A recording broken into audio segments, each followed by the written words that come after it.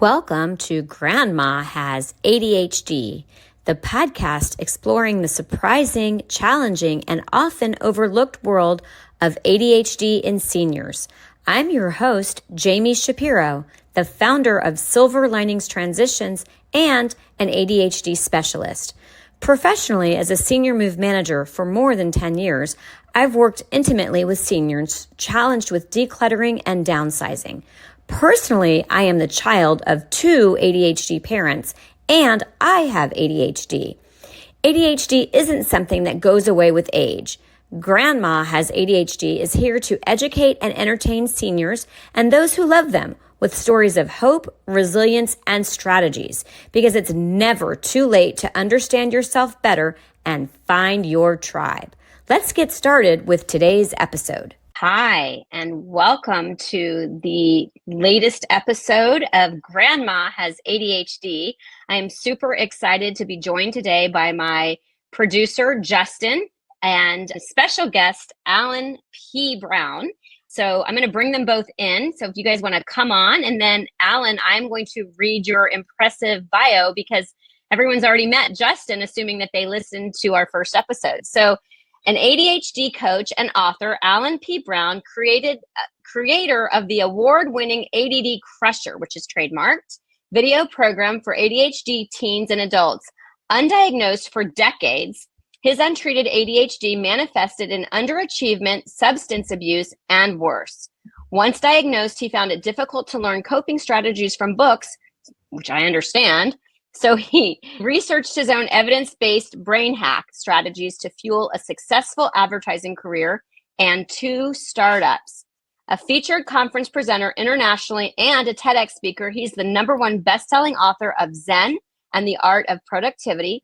Get his ebook, 5 Things We're Doing Every Day That Make Our ADHD Worse, at www.addcrusher.com. You know you're missing the H now, but I know that's a whole story. So that's where we began. We began when it was still just ADD. And that's what people will say. I don't have ADHD, I have ADD. So welcome, Alan. Thank you so much for being here. Great to be here. Thanks for having me. And your bio reads like someone with ADHD. Join the club. Yeah, I love it. Classic, as they say. Yeah. Yeah. I think it's our superpower. So let's go right into it, because we try to keep these episodes short so we keep our ADHD friendly friends engaged. How did you learn that you have ADHD? And give us your story. Sure. So I had no idea I was ADHD through school. I was a mediocre student. It took me 10 years to get a 4-year degree. And I finally got an entry-level job in the advertising business in New York. And about, 3 or so years in, my boss was recently diagnosed with ADHD because his son had been diagnosed, right? And so he's hearing the pattern that's described by the psychiatrist. Hey, I think that might be me too. Sure enough, he was diagnosed. And as my boss was telling me all this, I'm like, well, I think that's me too.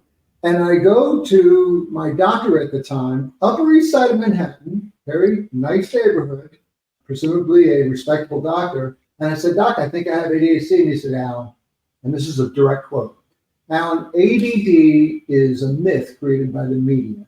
And now that you're 30 years old, you just need to do more. I think I was 32 at the time. You just need to do more crossword puzzles. That's what he said. And I got really good at the New York Times crossword puzzle. Anyway, fast forward a few years, 1996, actually 97, and I'm now almost 37 years old. And there is a notice in the back page of the Village Voice, I was living in the East Village of New York, that said, support Manhattan adult, ADHD adult support group, tonight's speaker, so-and-so, topic, doctors who get it and doctors who don't.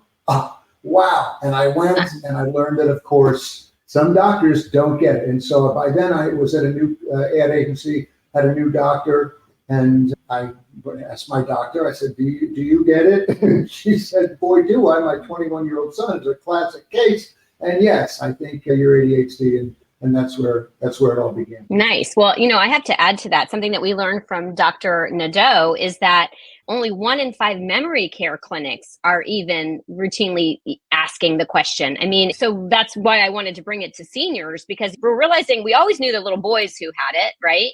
And then we didn't realize all of these girls who had it until our children, like me, were diagnosed, 7 years ago. And then I didn't even look backwards at the seniors. I was just like dealing with my own ADHD and then putting the pieces together and realizing, hey, my mom has it. And then also starting to look around at all of these senior clients that I've been helping. So, I mean, what would you say? What percentage of the population? I hear, anywhere from 4 to 10. And there's just not enough attention. Yeah, the stats that I've seen are around 10% for kids and around 4 or 5% for adults. But I think the really important stat is something I spoke about. I did a TEDx talk some years ago, actually here in San Diego. And the stat was at the time that 85% of adults, these are adults with ADHD, don't know they have it.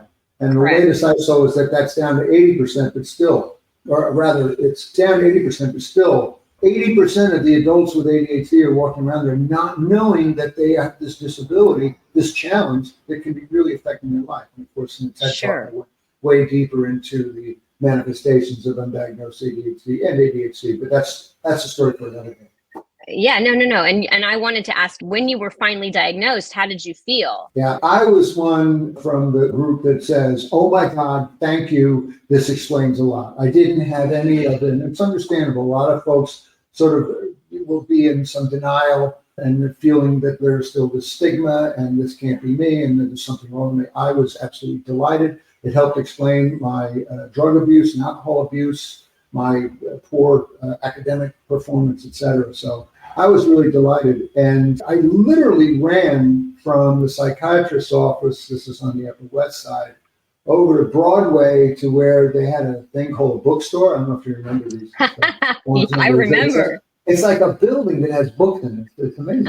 Anyway, I ran over there and I bought a bunch of books. This is back in '97. There were actually a fair number of books about ADHD. And I bought 2 or 3 of them on adult ADHD. And I get home and I'm all excited. And I open up one of the books. I start reading and then I remember, I'm a crappy reader. What am I doing with these books? And so anyway, and that sort of segues into why I created AD Culture, which I'll mention later on. But I was like, why are all these books 374 pages and there's no cartoons? It's all text this big. What AD? And I did a little research. 30% of ADDers are dyslexic, and the vast majority of the other 70% have significant reading comprehension issues, like me. So that's why ultimately I created AD Crusher, and also became an author, ADHD productivity coach, and also an advocate for those who are undiagnosed. But I was happy to get the diagnosis. It began the huge shift in my life to me being able to pursue my potential. So what do you say to people, especially, again, we're talking to mainly a senior population who are discovering it or think they have it. And there was a stigma around it. I announced it. I'm like, it's my superpower. And I remember I was speaking to a group of women and I said something in public about having ADHD. And one of the women who was an emergency room doctor said, that's not something that you shouldn't be announcing. And I was like, well, I mean, I attribute it to so many of my gifts. So what would you say to the older generation who they don't necessarily share the way that these younger people share? They share everything. It's like, if you don't have some sort of mental something going on, then something's wrong with you. But what do you say to them? Well, I would say, first of all, and I know we're talking about older folks, but I just want to say for those who are still in the workforce, the best advice from the top people in the biz, like Dr. Manhalo, said, you don't have to go and disclose over there. That's another topic. But back to our core audience here. Listen, be you. And if it helps people around you to understand why you lose your keys, why you may be late a lot, why you may be just kind of overly verbal, etc., it might help them to know that. And also know, regarding the gift versus curse, yes, it is primarily a curse if you haven't figured out how to make it a gift. Right. But some folks like Jami here, it's like she knew that was a superpower of hers. I didn't realize until significantly after my diagnosis that it was a real gift. But you have to work it so that over time it becomes more and more gift and less curse. But I want to say one more thing on this. I speak frequently, or before the pandemic, I used to speak live frequently at a place here in San Diego called Learning Development Services. And I would speak about once a month to a group of ADHD adults And what I do is, before I began getting into my topic, I would always tell a little bit about my ADHD story. For instance, what I just described to you about my diagnosis being missed from a knuckleheaded doctor. And then I'll invite folks who are sort of coming into the room to share a little bit of their story. And this one gentleman who had come in and sat right in the front, he was an older gentleman, I mean, really older gentleman. Clearly, he was in his 80s. And he said, I've got something to share. I said, please. So he shared. He said, well, I'm 10 years old, and I was diagnosed at 80, and the last 7 years have been the best years of my life. I love it. That's how I ultimately felt about my diagnosis. So did he share why? Yeah, no, I'm trying to remember the details now, but it was just that, first of all, he understood how his brain worked and didn't work. Mm-hmm. He didn't have this burden anymore of thinking that he was broken. He's just differently wired. And if I could recall exactly what he said, he might have, everything that he said, he might have also talked about realizing some of the gifts that he had previous to his diagnosis. Mm-hmm. But yeah, it was a great story. It was a great moment for everyone in the room. And I just always like to share that with folks, no matter when they're diagnosed later in life. But anyone who's diagnosed later in life, man, that gentleman just lit me up and lit everybody else up in the room. I love that. Thank you for sharing. And I will say too, that for my own life, having now understanding it, I feel like I create a scaffolding around, I know that I'm going to tell you I'm going to remember to do this, but if you don't put a to-do list on where I keep my to-dos, it won't happen. So now I know to say that. So or if I'm, boiling eggs, setting the timer on my phone while I'm standing there, because I'm definitely going to remember this. So what would you say are some of your workarounds, and how does ADHD show up in your life? And then how do you work with your clients? Because ultimately we want them to be able to find you. Yeah. Well, first of all, I just want to say I'm delighted that you used the word scaffold. I use the term brain scaffold because if I didn't have the scaffolding that I've built, and I will share a few of my hacks that are my favorites, but if we didn't build that external structure around our brains, my brain would just be flopping out of my head and roll around on the floor. So I love that you use that word. But so, ADHD definitely, and I'll say that I'm 90% gift, 10% curse these days. And that's been the case for me for a long time. I've been working it for a long time. Diagnosed 27 years ago. And I had actually started to figure things out, some brain hacks before I was diagnosed. And I do a lot of group coaching. I have 66 people in various groups that I coach. I do very little private coaching now. But every once in a while, the topic that I'll share every couple of months, I'll just share, here's how I'm fighting the fight. Because I'm always fighting the fight. I fight the fight every day like everyone else out there. I've just got a really neat Batman tool belt on me that not everybody has. And I just try to share that tool belt. But there are a few sort of hacks or strategies I want to share in a second. But the first thing I'd like to share with our audience is just some sort of principles, some basic facts about our situation here. We are not broken. We are indeed differently wired. But whether we're ADHD or not, we've all got what I refer to as an outlaw brain. That's the part of our brain that just does what it wants to do, right? And particularly if you're ADHD, our brain, whether you're ADHD or not, our brain wants to avoid discomfort. It wants to seek near-term gratification, near-term benefits. It loves dopamine, right? Again, all the more for ADHD. And so when we are confronted with a difficult task, our outlaw brain, which is the oldest part of our brain, will go, no, that's hard. Let's not do that, Al. I don't want to do that. By the way, my outlaw brain is from New Jersey, so that's why he said Love it. But I said, no, we're not doing that. Let's do that tomorrow. Don't worry. And this is a real important thing that you can hear in your own, mind's voice. If you listen, you will hear your outlaw brain say, you know what? It'll negotiate. It'll say, let's do that over the weekend because we'll have time then. Or you'll come up with some other reason why not to venture into that difficult thing. So I battle that every day. I'm pretty good at it these days. And again, I'll give you a few little hacks in a second. But the next sort of principle I share with everyone is, or rather the other thing that I battle, and I want to get into the principles in a second, but it's just staying focused. Staying focused. I battle something that Dr. Russell Barkley, I think, first named butt firsting. And that is, I know what I need to work on for the next couple hours or the next hour or whatever. But first, let me just do this. But first, let me just do that. But first, let me just check my texts one more time. Let me just do a few more emails. The but firsting is a real rough thing that I battle. And in fact, in my planner, I have a little sticky to remind me every morning, no but firsting. Get straight into action. All right. So that's a little thing that I use to fight that battle.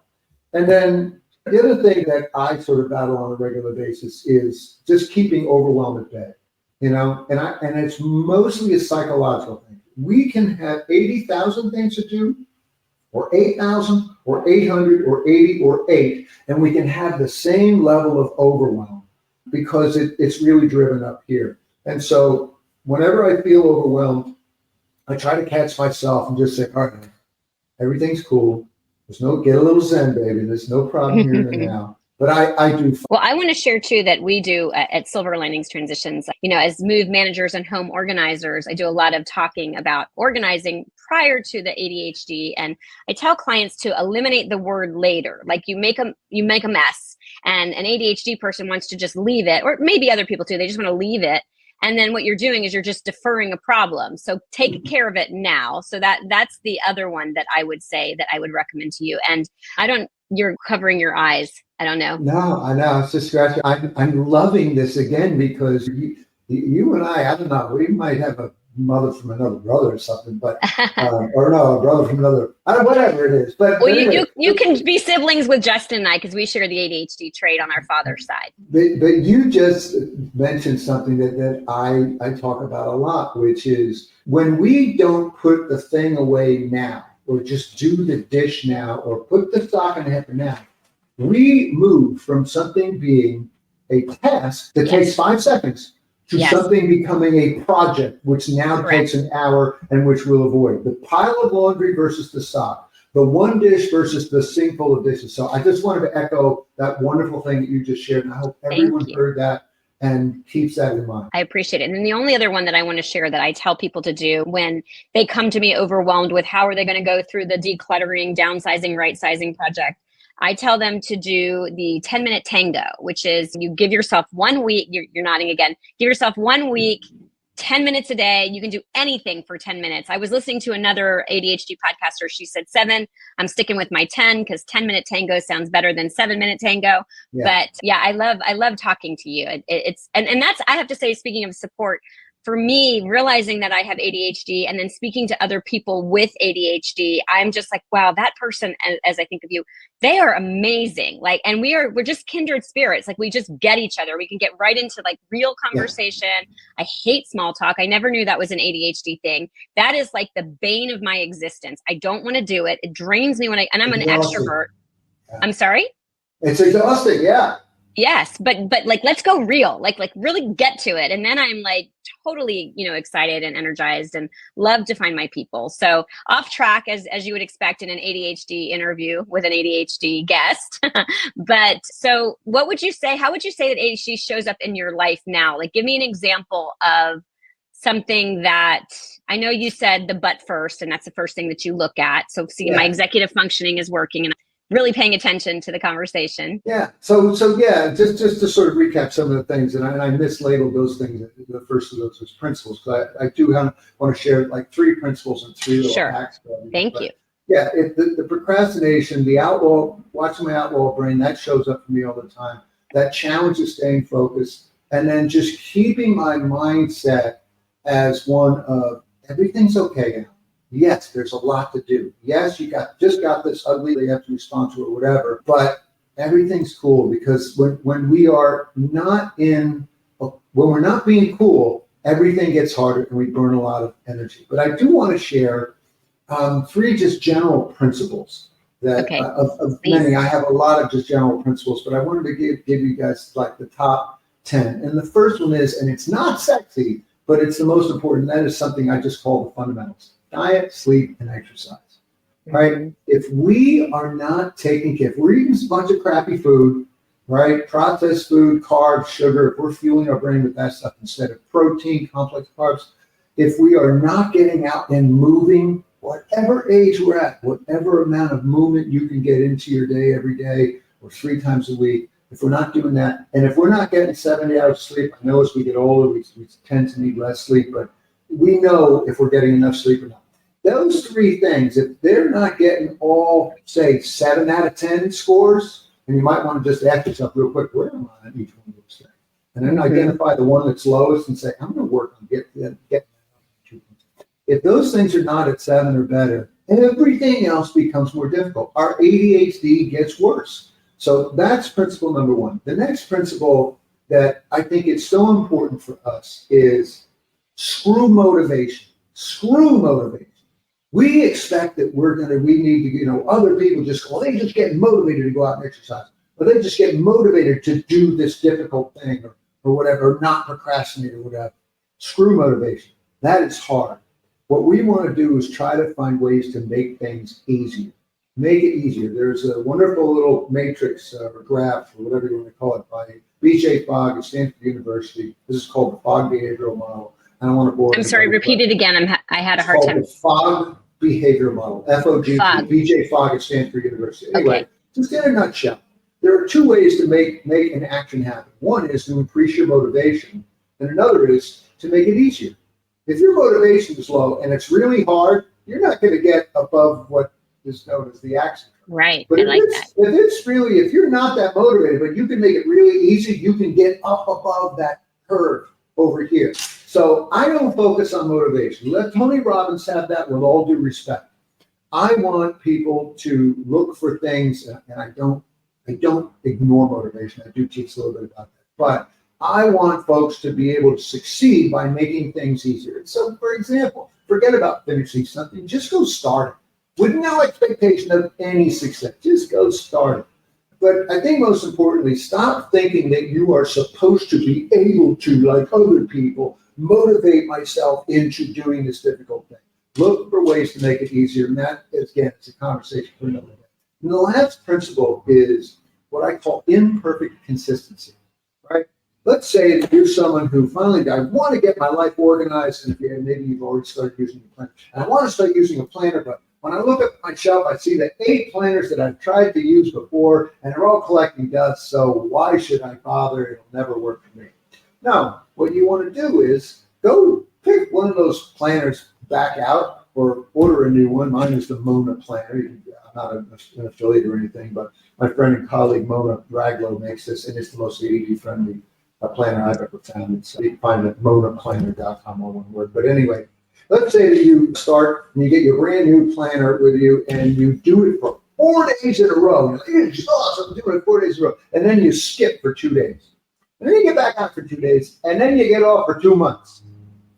Your brain will want to say, you see, I can't be consistent with anything, so I'm not going to bother trying. Instead, be imperfect with your consistency. Go back on for 1 more day. And if it's only 1 more day that you get with the plan, fine.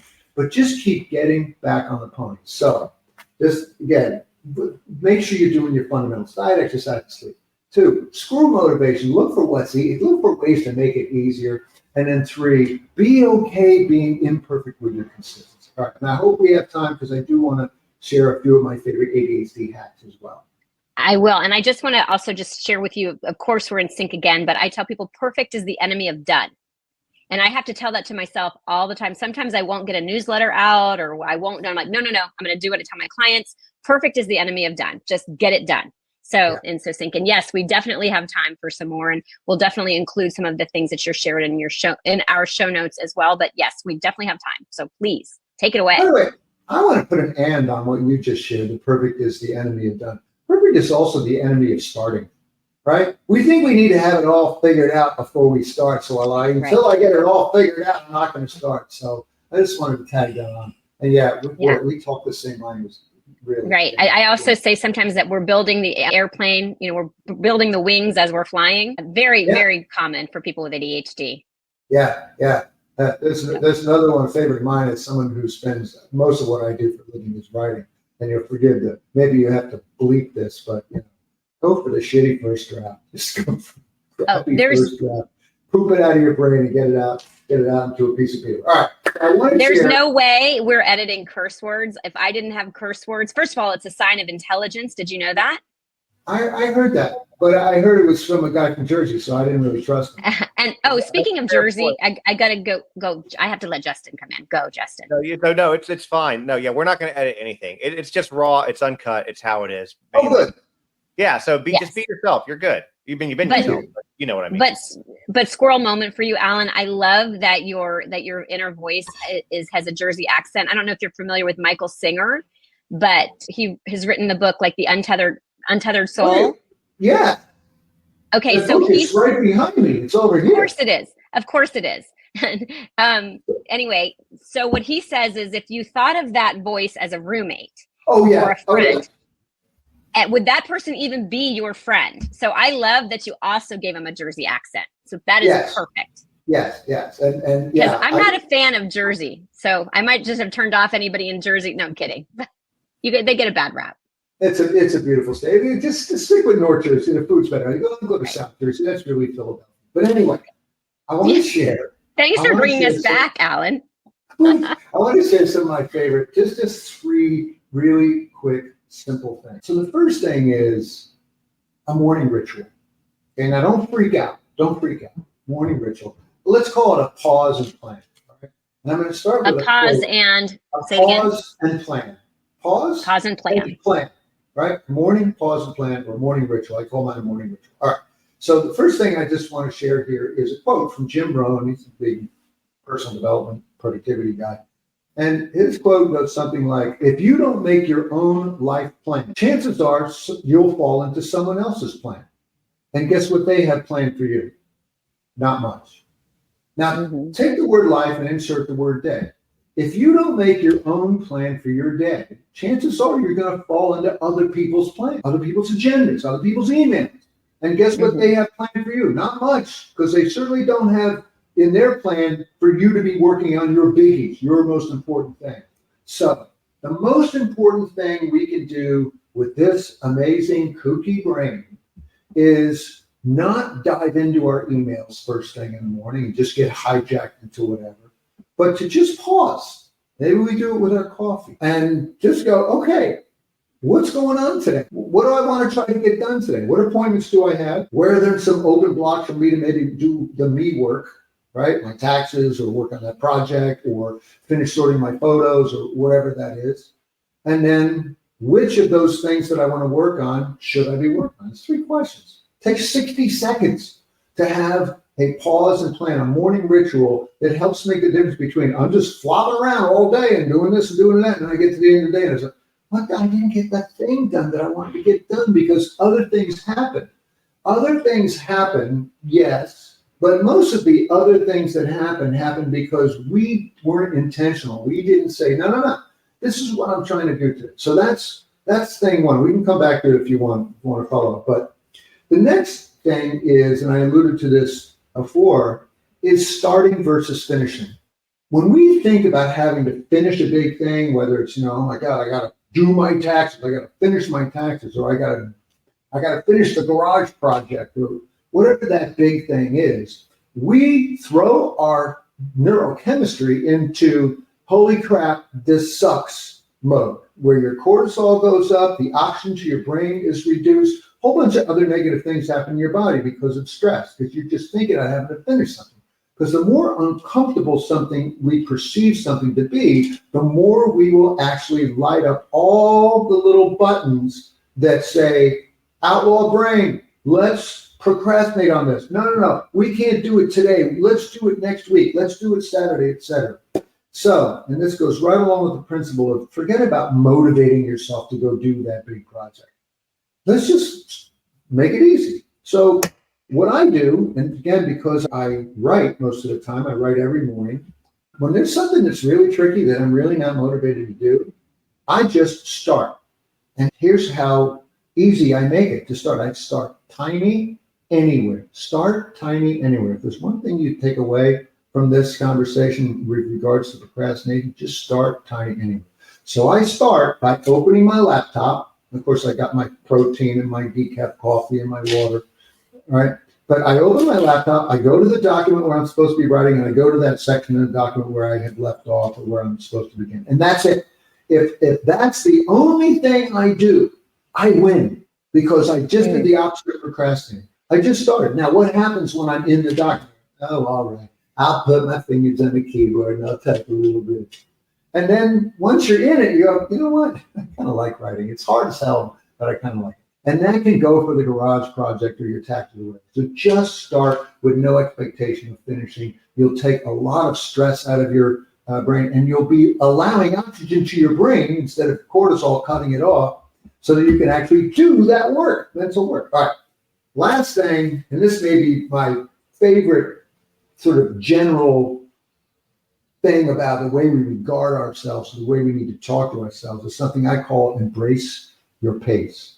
Now, I was an advertising exec for 20 some years, and that really was a job of writing. You're mostly writing. You're writing complicated emails, strategy papers, this, that, and the other thing. And writing is so difficult for me. It still is very difficult, but it's very rewarding, and I love doing it. But I always was the slowest guy, again, especially before I was diagnosed, but even well after. And I remember I was always at like at Starbucks at like 11 at night going, why am I here? Or I'd be at the office at 8 p.m. on a Saturday. Why am I so slow at writing this stuff? And one thing that I realized about, 10, 15 years ago, it was probably 15, 20 years ago, I realized, all my grumbling over the last 20 whatever years really hasn't made me any faster. In fact, it's just increased my stress. It reinforced my notion that I suck at writing or that I'm slow. And I thought, after all these years, has it occurred to you that that's your pace? Why don't you embrace your pace? And now for the last, 10, 15 years, I have to do the math on that sometime, but I don't think about how slow I am. Yeah, it occurs to me, man, I thought it was going to take it 30 minutes, but now here I am and, 90 minutes in. Like, fine, don't beat yourself up. Just embrace your pace. Alan, this is how you've always worked. And guess what happens when you embrace your pace? When you stop beating yourself up, getting like, why am I so slow cleaning this up? Or why am I so slow doing my taxes? Or why am I so slow on anything? You find that you can get it done faster because you're now not burning energy on that. And you're just going, hey, let's just do this. However long it takes, that's how long it's going to take. Because that's how I've been doing it my whole life. Nice. That's how I have to be a slightly faster writer. Of course, we're mirroring again. I always say what you resist persists. So just lean in. You have been amazing. First of all, we're going to have it in the show notes, but for people who are listening on the podcast, how can they find you and who should find you? Who should find me? Anybody who's battling with ADHD, productivity. I do group coaching. I also coach coaches. I have 3 coaches masterminds with them. I coach 30 coaches in 3 different masterminds. But the best way to find me is to go to addcrusher.com. This is the program that I created 12 years ago. It's an award-winning program that, when opening those books, remember when I was first diagnosed, opening those books, it was like, why doesn't any but 370 some pages of just text this big and no cartoons, no pictures, no diagrams even? So I thought, why didn't somebody create like a sort of interactive, animated, interesting way to teach these strategies? So ADD Crusher is a video and audio program. It's a virtual coach that teaches 10 simple ways, I call them, or strategies to crush your ADHD. And yes, when we started 12 years ago, it was really ADD was the term. So a lot of people say, it should be ADHD Crusher, but too late now, the logo's done. All right. And then I also want to offer a little free thing for everybody, and it's what I call my formula for focus squared. And these are 5 keys for more focus, even without meds. These are the things that I rely on, whether I've got meds or use meds or not. And by the way, I have the same prescription I've had since I was 27. I'm 63 now. Wow. So it's 26 years, almost 27 years. All right. So I use less and less of my meds every year because I'm just doing more of, you've heard this one, pills don't teach skills. And I'm a big fan of what the medication has done for me to fire up my brain when I need it to get it fired up. But this formula for focus, 5 keys for more focus, even without meds, you can find at addcrusher.com/focus. addcrusher.com/focus. You can also find it on the homepage there. Go check that out. You'll see that I'm, of course, talking about the fundamentals that I mentioned, but then a few other really important hacks that can help you just be more focused with or without your meds. Wow, this has been amazing. I always like to end the show with my motto. I'm sure it's owned by someone else, but I just like it because it just makes sense, is to make the rest of your life the best of your life. Just like that 87-year-old man who said that. I was just thinking about it. Yeah. Yeah. So parting words for making the rest of your life the best of your life. Yeah. Think about that 87-year-old man. I couldn't have ended on a better note. This guy was just so lit up, and I invite everyone out there. And by the way, I just want to say what a brilliant thing this is you're doing with this podcast. Grandma Has ADHD. This is so needed, so timely, and I think you're going to help a lot of people. So thank you. I appreciate that. That's my intention. It's the worlds colliding with all the seniors I've been helping as a senior move manager and my own ADHD journey. And I look forward to getting together. I'd love to take you for lunch since we're both in San Diego. And it's been amazing. I've learned so much from our talk, but also just how in sync we are, which is amazing. Thank you so much, Alan. Do you always Alan P. Brown or Alan Brown? Alan P. Brown. Alan P. Brown. All right. Thanks so much. Take care. If you are listening to this podcast, there's a good chance you or a loved one is feeling overwhelmed by the challenges of ADHD or disorganization. Since those of us with ADHD tend to struggle with where to begin big projects like moving or home organizing, the Silver Linings Transitions team can guide you through the process, breaking tasks down into manageable steps or handling every detail. There's a reason our team carries magic wands when we work with our clients. We can pack and move your entire home, and you won't have to miss a day of work or touch a single box. We also provide home organizing and storage sortouts with an understanding of ADHD. If you have a home to sell, we can provide you free or discounted services when we refer you to one of our realtor partners through our realtor referral program. Visit our website at www.silverliningstransitions.com or call us at 760-522-1624 to learn more about how we can help you make your move or home organizational project magical. The opinions expressed on Grandma Has ADHD podcast are those of our guests and hosts and are intended for informational and entertainment purposes only. This podcast does not provide medical advice, diagnosis, or treatment. The content discussed in this episode is not a substitute for professional medical advice, diagnosis, or treatment. Always seek the advice of your physician, mental health professional, or other qualified health provider with any questions you may have regarding a medical condition or mental health concern. Never disregard professional medical advice or delay in seeking it because of something you have heard on this podcast. If you think you may have a medical emergency, call your doctor or emergency services immediately.